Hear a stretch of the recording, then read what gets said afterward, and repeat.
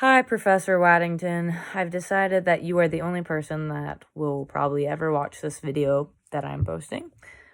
But it's week 7, and this is my learning journal. And this week, we talked about the serious crime issues in America.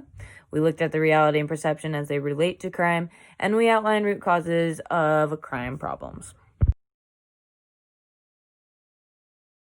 First, we read the journal that talked about crime in 2017. It was a preliminary analysis, and pretty much all it did was discuss like its predictions of the year 2017 and the crime rates that will happen during that.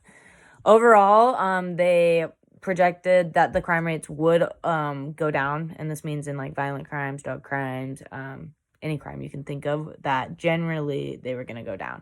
But it also said that in certain areas, that the crime rate was actually going to go up for those areas. And I think what it's trying to say, and like what that data shows us, is that it's going to be different. Crime is always going to be changing, and it could be going down and up in different places overall and all that. But yeah. We also read an article about bringing crime trends back into criminology.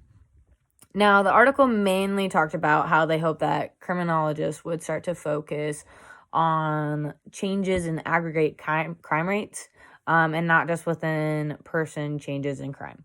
It also provided the framework that situates the study of crime trends and illuminates several unresolved questions to criminological inquiry.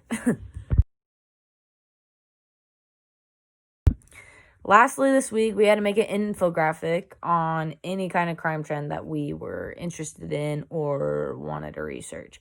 I personally picked crime trends relating to drugs. Now, what I was looking for, I was just kind of looking for overall, like, compared to the whole prison population, how much of those are for drugs. I was also looking for whether or not more people are buying drugs or selling drugs, and I found all of this out it was mainly through the Bureau of Justice, actually, their statistics.